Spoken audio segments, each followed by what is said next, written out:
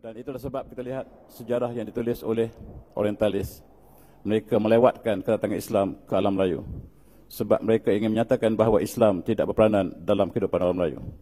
Sebenarnya, sejak baginda Rasulullah di Mekah, Islam telah sampai ke alam Melayu.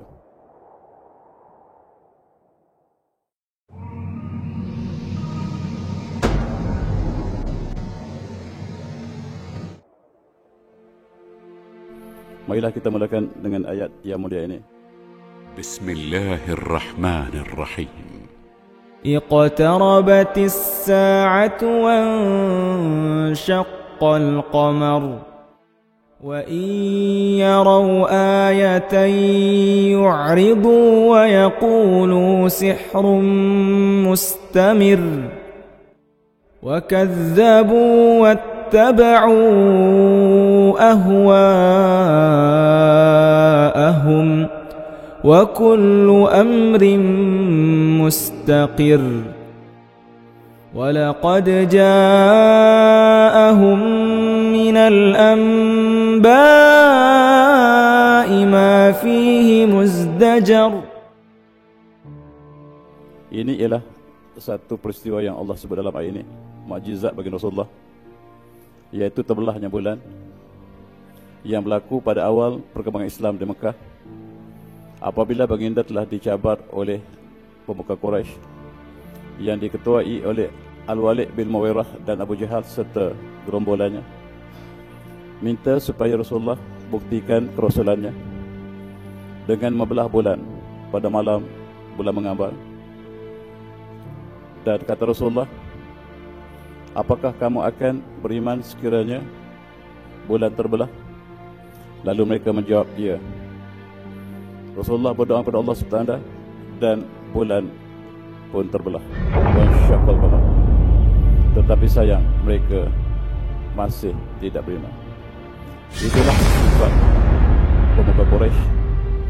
Apabila ditunjukkan jelas ayat-ayat Allah, tetapi mereka masih lagi tidak beriman. Telah ditutup hati mereka.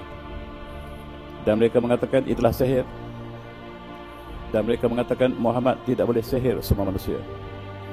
Dan kita tanya kafilah yang bakal datang ke Mekah, apakah mereka juga menyaksikan dalam perjalanan? Dan sekiranya mereka menyaksikan, maka benarlah dia Rasul. Tetapi kalau tidak berlaku demikian, maksudnya hanya kita disihirkan. Itulah ilusi.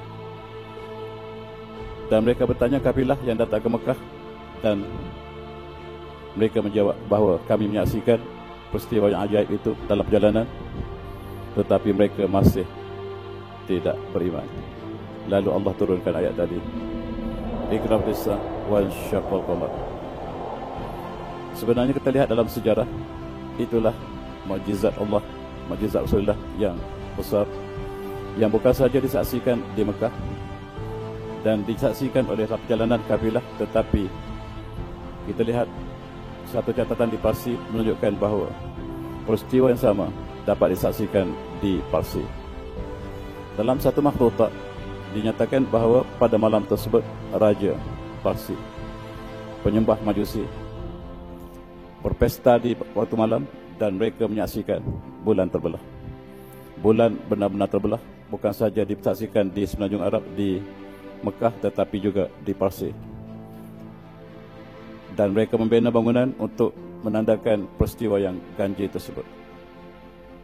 Begitu juga di India, dalam sebuah manuskrip yang bertajuk Karolpati, mereka menceritakan malam tersebut sama seperti di Parsi.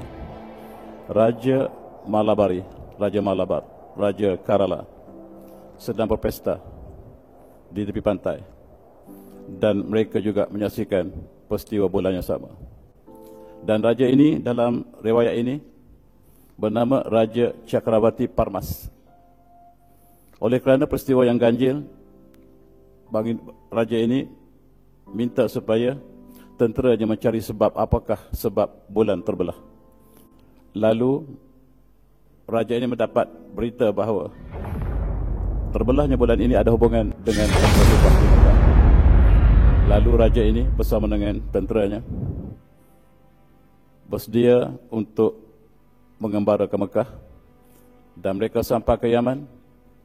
Sampai di Yaman, maka mereka teruskan perjalanan ke Mekah. Ketika itu Rasulullah masih awal lagi di Mekah, dan raja ini bertemu Rasulullah dan memeluk Islam, mengucap syahadah depan Rasulullah. Ini raja yang terawal yang memeluk Islam sebelum berlaku peristiwa hijrah lagi. Ketika baginda di Mekah ditentang oleh Quraisy, Allah hiburkan dengan Islamnya Raja Malabar ini, dan ini dinyatakan oleh seorang Profesor Muhammad Hamidullah yang terkenal dengan kajian perbanggaannya. Dan Malabar berada di barat India. Inilah benih Islam yang awal yang telah sampai di India sejak baginda Rasulullah di Mekah. Dan hubungan Raja Malabar ini dengan alam Melayu sangat rapat. Oleh sebab itu alam Melayu juga menerima Islam sangat rapat ketika Rasulullah masih di Mekah. Dan itulah sebab kita lihat sejarah yang ditulis oleh orientalis. Mereka melewatkan kedatangan Islam ke alam Melayu sebab mereka ingin menyatakan bahawa Islam tidak berperanan dalam kehidupan orang Melayu. Sebenarnya sejak baginda Rasulullah di Mekah, Islam telah sampai ke alam Melayu. Barangkali kerajaan belum terbentuk, tetapi masyarakat sebahagiannya telah menerima cahaya Islam ini. Bahkan dalam buku sejarah Hamka menyatakan bahawa ketika zaman Rasulullah lagi, Sayyidina Muawiyah telah sampai ke Jawa, menceritakan pribadi orang Jawa sehingga dikenali di semenanjung Arab. Orang yang sebelah timur ini dipanggil orang Jawa, ataupun dalam bahasa Arabnya Al-Jawiyun. Dan kita disebut orang Jawi sampai ini, ciri orang Jawa yang pertama kali interaksi di antara para sahabat dengan umat Islam, dengan penduduk di rantau ini, menunjukkan Islam sampai ke sini sangat awal. Dalam satu peristiwa ketika Ja'far bin Abi Talib berhijrah ke Habsyah, ketika umat Islam di Mekah masih ditindas, dan apabila sampai di Habsyah, Ja'far bertemu dengan satu rombongan daripada India Timur. India Timur barangkali India sekarang, barangkali kita di alam raya. Dan telah diislamkan rombongan ini. Dan rombongan ini juga benih yang awal yang telah diislamkan oleh Ja'far bin Abi Talib dalam sejarah yang bersumberkan sumber kita yang lebih tepat daripada yang dicatatkan oleh orientalis. Orientalis sengaja untuk menyatakan Islam sampai di Melaka dalam kurun yang ke-15, sedangkan di Patani kita mendapat catatan bahawa dalam tahun 800 masih kerajaan Patani telah terbentuk dan diperintah oleh Islam. Tahun 800 masih maksudnya 150 tahun selepas baginda Rasulullah, ataupun 100 tahun selepas baginda Rasulullah di Mekah. Dalam satu hadis yang diriwayatkan oleh Al-Hakim, peristiwa ini dinyatakan tentang Raja India yang berjumpa Rasulullah dan memeluk Islam depan Rasulullah mengucapkan syahadah. An Abi Sa'id Al-Khudri radhiyallahu anhu qala summa ahda Malikul Al-Hind ila Rasulillah sallallahu alaihi wasallam jarrah fiha zanjabil fatama asabahu qatatan fatani minha qatatan. Dalam hadis ini Abu Sa'id Al-Khudri menceritakan Rasulullah dikunjungi oleh Raja India yang memeluk Islam tadi, yang tidak nyatakan identitinya, tetapi namanya Chakrabarti Parmas dalam catatan sirah Islam. Dan baginda Rasulullah dihadiahkan oleh raja tersebut zanjabil. Apa dia zanjabil, tuan-tuan? Zanjabil Allah sebut dalam Al-Quran.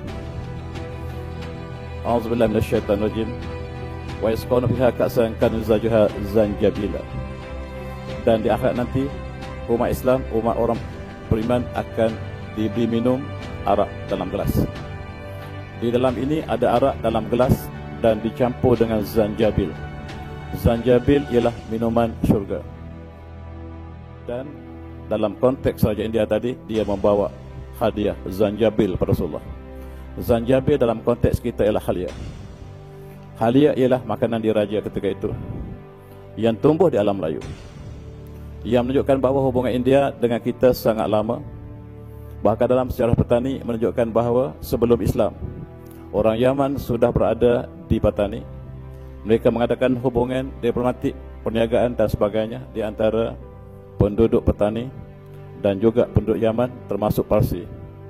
Sebab orang Parsi, orang Yaman suka makan nasi, dan nasi ketika itu, padi, beras didapati daripada petani. Satu-satunya pelabuhan yang mengeksport padi ialah petani.